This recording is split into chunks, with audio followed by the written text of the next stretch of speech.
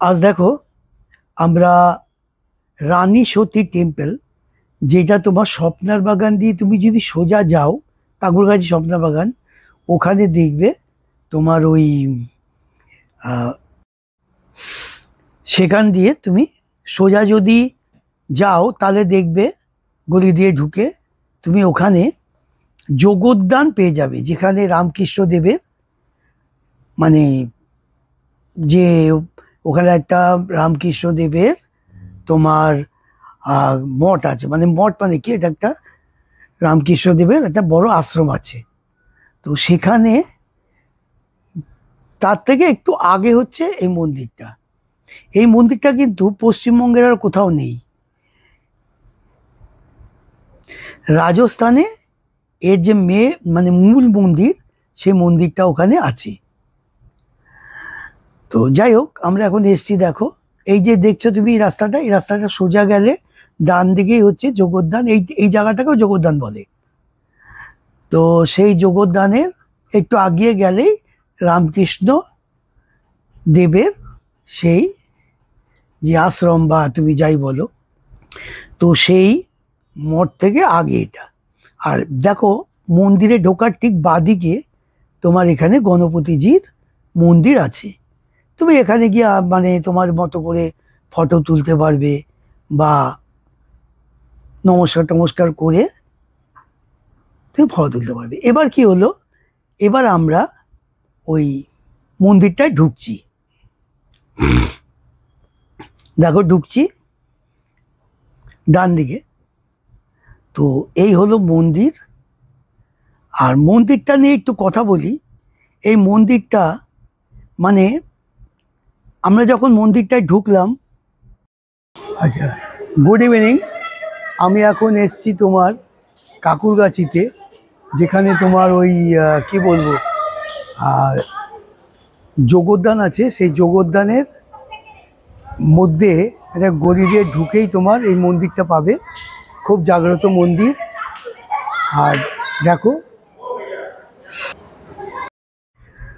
তা মন্দিরটায় তো আমরা ঢুকলাম। আমরা জানি যেরকম সব মন্দিরে কোনো কোনো মন্দিরে হয়তো বিগ্রহর ফটো তুলতে দেয় না বা ভিডিও করতে দেয় না।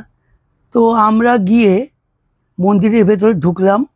ঢোকার পর তোমার মন্দিরের ভেতরেই এক পুরোহিত বসে আছে। তা ওনাকে বললাম যে ছবি তোলা যাবে তো মায়ের? তখন বললো যে হ্যাঁ, স্টিল ফটো তুলতে পারবেন কিন্তু ভিডিও তুলতে পারবেন না। তো যা সেটা আমরা বুঝলাম। বোঝার পরে এবার আমরা ওকে আরেকবার গিয়ে বললাম যে আচ্ছা, এটা কাউকে কি বলে কোনো পারমিশন নেওয়া যায়? তখন সে বললো যে ওই দেখুন যে মোবাইল নিয়ে বাইরে বসে আছে, ওনার সাথে কথা বলুন। তো আমি গেলাম ওনার কাছে, গিয়ে বললাম যে আচ্ছা ভিডিও করা যাবে কি? লোকটা সঙ্গে সঙ্গে বলল হ্যাঁ তুলুন, কোনো অসুবিধা নেই। যাক, তারপরে আমরা ভিডিও তুলতে শুরু করলাম।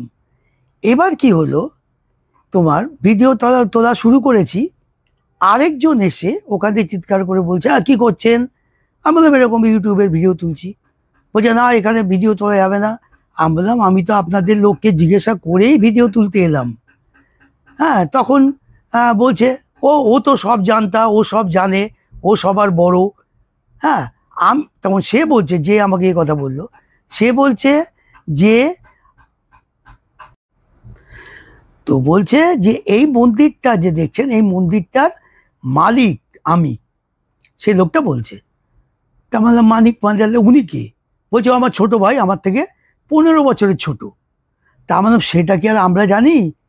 আমাকে ভেতর থেকে পুরোহিত বলল যে ওনাকে গিয়ে বলুন, তাহলেই আপনি তুলতে পারবেন ভিডিও। তো ওর জন্য ওনাকে গিয়ে আমি বললাম যে ভিডিও তুলতে পারবো কিনা। উনি তো এক কথাতে আমাকে পারমিশন দিয়ে দিল। তো পারমিশন দিয়ে দিল, আমিও ভিডিও তুলতে শুরু করলাম। তো এই দেখো ভিডিও। আর এদের ব্যবহার মানে কি, আমাদের সঙ্গে যতটুকু না খারাপ ব্যবহার করেছে, তার থেকে অনেক বেশি খারাপ ব্যবহার করেছে ওনার যে ছোট ভাই আছে তার সাথে। তাকে তো মানে যা না তা বললো।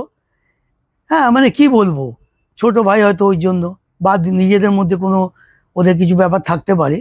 তো সে যাই থাকুক, আমরা তো আর জানি না। তা আমাদেরকে তো বলতেই পারতো যে না আপনারা তুলবেন না, হ্যাঁ, ওই যে ওনার থেকে পারমিশন নিতে হবে।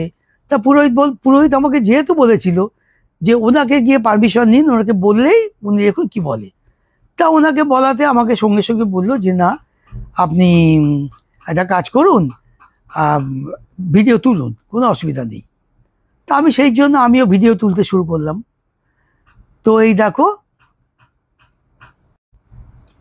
আচ্ছা ঢুকেই দেখো ডান দিকে একটা মহাদেবের মূর্তি আছে, তার থেকে সোজাসুজি হচ্ছে মায়ের মূর্তি আছে, মায়ের মন্দির।